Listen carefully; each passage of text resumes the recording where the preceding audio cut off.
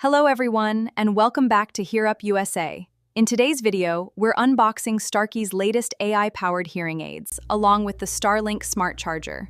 We'll take a quick look at what's inside the box. So, let's get started and see what Starkey has to offer.